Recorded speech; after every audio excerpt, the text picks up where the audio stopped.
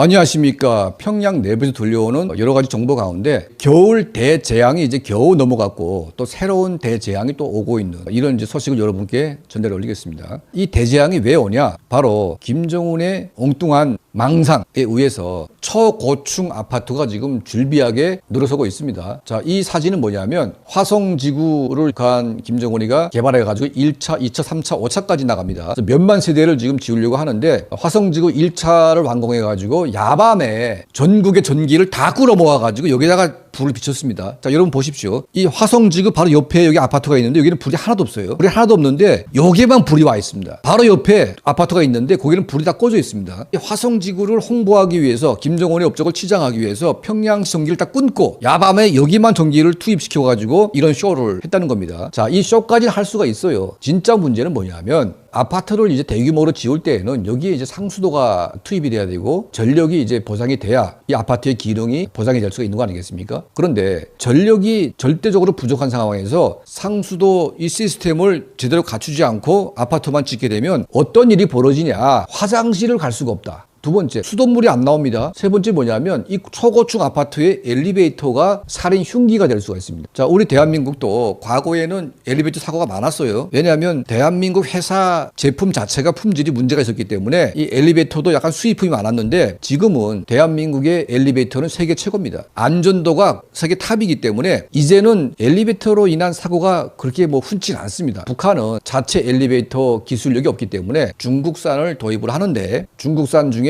비싼 걸 하겠습니까? 싼 거 하겠습니까? 당연히 돈이 없으니까 제일 싸구려 갖다가 이제 엘리베이터 갖다 세우겠죠. 싸구려 엘리베이터에다가 전기도 안 들어옵니다. 그러면 이제 허구한 날 엘리베이터 사고가 날 수밖에 없지 않습니까? 사고까지는 좋습니다. 아예 그냥 올라가다가 뚝 멈춰가지고 한 달 내내 거기 서 있을 수가 있어요. 그러면 추운 겨울날에 엘리베이터가 안 다니게 되면 지금 김정은 정권 들어와가지고 화성지구 아파트가 70층에서 80층, 90층까지 올라갔습니다. 그러면 50층부터 이상은 북한에서는 거의 시내 경지에 올라가는 겁니다. 이건 도저히 올라갈 수 없는 아파트인 거죠.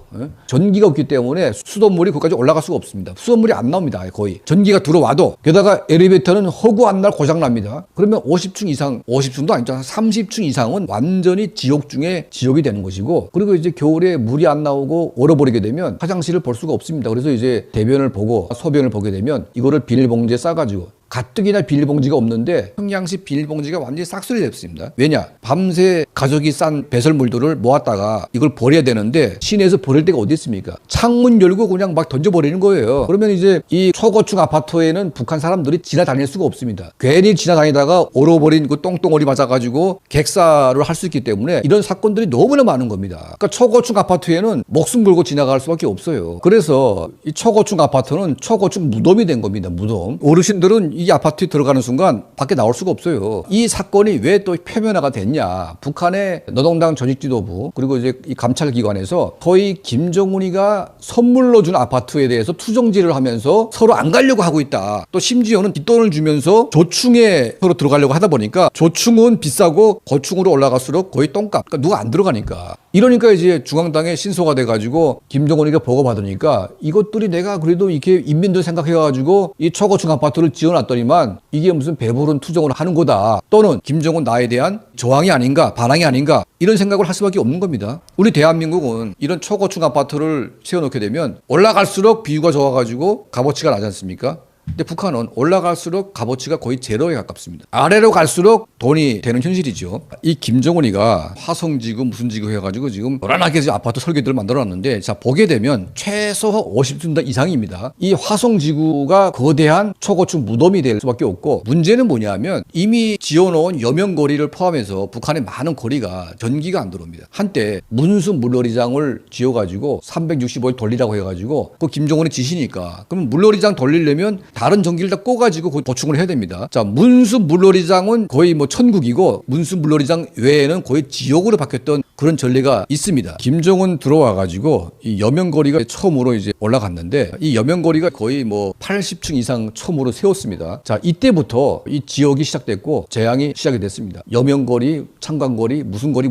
해가지고 이제는 화성지구까지 갔는데 전기도 보장 못하면서 아파트 건물을 잔뜩 지어가지고 뭐 하겠습니까? 그리고 이걸 날림식으로 지어가지고 해가지고 뭐 조그만 지진이 흔들거리게 되면 그냥 와장창 무너질 수밖에 없는 정말 이거는 위험하게 우지없는 대재앙 아파트가 지금 평양에 건설됐다. 통일되면 평양을 다 쓸어버리고 새로 아파트를 지을 수밖에 없다. 저는 보고 있습니다. 왜냐하면 이게 내진 설계라든지 이 아파트의 건축 구조물의 안전도가 거의 제로에 가까운 그런 수준이기 때문에 이 평양 아파트는 김정은의 호황된 망상에 의해서 만들어진 정말 대재앙에 불과하다는 것을 오늘 여러분께 말씀을 올렸습니다. 이런 북한의 다양한 소식들 또 여러 가지 상황들을 여러분께 알기 쉽게 또 정확한 정보를 통해서 말씀해 올리겠습니다.